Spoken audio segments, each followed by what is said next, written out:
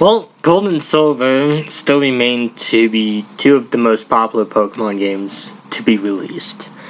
And, well, it's time to go through my top 10 Johto Pokemon. Now, if you haven't seen my previous video, I'm not going to be counting Evolutions, Starters, Legendaries, Mythicals, and Paradox and Ultra Beasts. I'm also not counting down any Pokemon that were given a new evolution in a later game, although with one exception, which I stated in the previous video. But one thing I will mention is that branched evolutions will still be counted. But if a new branched evolution was made in a later game, I will not be counting that Pokemon in this video, but instead at a later video. So, let's get into the video. Because at number 10, I of course have Steelix. Pokemon Gold and Silver introduced two new types, the Dark and Steel types. And, well, there were quite a few new Pokemon to represent said types. Steelix was one of them. How good was Steelix? Well, Steelix is definitely one of the best Pokemon. As an Onix, it's okay, but as a Steelix, it definitely got a lot better and needed the evolution.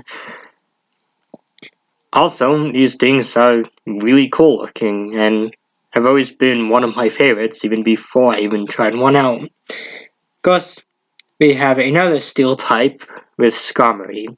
Skarmory is a single Pokemon it's a single evolution and it's a steel flying type. A good combo. And one of the best Pokemon. I first had a Skarmory in my copy of Pearl back in 2016, and it quickly became one of my favorite Pokemon. And it's always a thrill to see it in the newer games, as it deserves the attention it gets. Although this thing was a massive pain to find in Shield. Of course, we have another cool Pokemon with Makago. Now, Makago isn't the most well-liked Pokemon. A lot of people, it does get a lot of criticism with it being slow, 4 times weak to ground types, and also water types. But despite its flaws, Makago has always been one of my favorite Pokemon. And this was actually the first Johto Pokemon I've ever caught. So Slugma has always had a special, place in my memories. And having a Makago was pretty fun. And yeah, despite its poor speed stat, Makago is definitely a Pokemon that I've always had fun using, even if it might not be my go-to fire Pokemon. Of course, at number 7 is Tyranitar. Tyranitar was the pseudo legendary for the Johto games. Once you got Pupitar up to level 55, you unlocked greatness. Tyranitar is an awesome Pokemon. Even though it's weak to fighting, a 4 times weakness to it, Tyranitar is a threatening Pokemon. And while I've never had its Mega Evolution, I can only assume how great its Mega is. Because at number 6, I of course have Houndoom. Houndoom was one of the few Dog types in Johto, and a cool Pokemon. I'm not the biggest fan of dogs, but Houndoom, he's certainly grown on me. It's definitely a fun Pokemon to use. Its Fire Dark typing is a pretty nice typing, and it learns quite a few great moves to make it worth using. And it also got a cool Mega Evolution in the Gen 6 games. A Mega Evolution that I've unfortunately never used. And at number 5, this certain rule goes into effect, and that is of course Quagsire. Yeah, I know Quagsire did get an evolution. Well, actually no, Wooper got a evolution in the new Pokemon games, but considering that is a branched evolution and not a evolution to Quagsire, I'm not counting it for this video, mainly because it was really difficult actually finding 10 Johto Pokemon that I actually liked a lot. Because a lot of these Pokemon I've never really used, and some of these Pokemon are just kind of boring. But Quagsire is a fun Pokemon. It's not my favorite water type in these games. Personally, I would probably say Kingdra is my favorite water type, maybe even Feraligatr. But Quagsire is a fun Pokemon. Yeah, despite it having a 4 times weakness to grass type moves, its ground typing is definitely very useful in battle.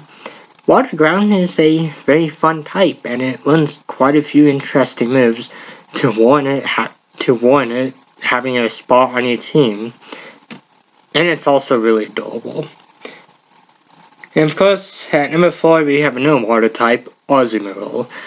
Azumarill was a pretty fun Pokemon way before it even got its fairy typing. The moment they added the fairy typing, that's when Azumarill got even better.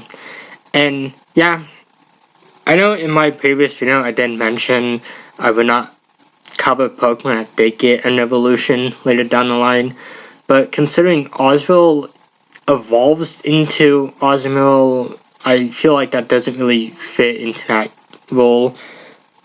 But I guess that is another site I forgot to think about. But going back to Azumarill, it's a fun Pokemon. Even if it is a massive pain to find in Gold and Silver, but once you find it, it's definitely an interesting Pokemon, and pretty useful. And number 3, of course, have Ampharos. Yeah, I'm starting to realize that a large majority of this list had my evolutions. I didn't realize this when I was writing this, all of which I've really never used. Okay, so Ampharos is a fun Pokemon. You get it pretty early in the game, well, at least in Gold and Silver. I mean, if you got Crystal, you're kind of screwed. But Ampharos is a fun Pokemon, and a really decent, electric type. I've always had fun with Ampharos, although I don't think I've ever taken one to the Elite Four, but I would certainly love to try its Mega Evolution sometime. And of course, at number 2, we of course have Crobat. Crobat is a fun Pokemon. And to be honest, it really should have gotten a Mega Evolution, but even if it did, it'd probably just be way more overpowered. Crobat was a new evolution that was introduced in these games. Being the evolved form of Golbat, Crobat is a force to be reckoned with, especially in later gens when Cross Poison became a move. Yeah, Crobat has always been a Pokemon that has really caught my eye. Although I never was able to get one until I want to say Platinum. I tried getting one in Leaf Green once, and surprised to say it would not evolve because of Game Freak not letting you get Johto Pokemon before the National Dex. That was a fun way to ruin my day. I eventually got it, and it's definitely a Pokemon that is definitely worth it. It's also really adorable. It kind of reminds me of my cat. And number 1, well, actually, before I get to number 1, I actually want to give a honorable mention to Kingdra and Chinchou. Yeah, these Pokemon were on my top 5 forgotten Pokemon list, but they are really good Pokemon, and I do think that they deserve more attention. I actually have a Chinchou on my team right now. It's actually, well, a Lantern. It's a good Pokemon, but unfortunately it really is that forgettable, in my opinion. But moving on, we of course have Scizor. Scizor is my number 1 Pokemon. Going back to the branched evolution thing, I don't think, yeah, Cleaver evolves from Scyther, not Scizor. So, technically my rule is not broken. Scizor is a fun Pokemon. A very fun Pokemon.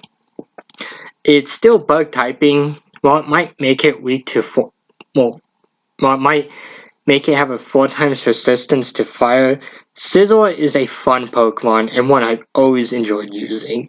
Of course, there's a funny story with this one. I actually thought I was scared of this Pokemon as a kid because I forgot about Deoxys.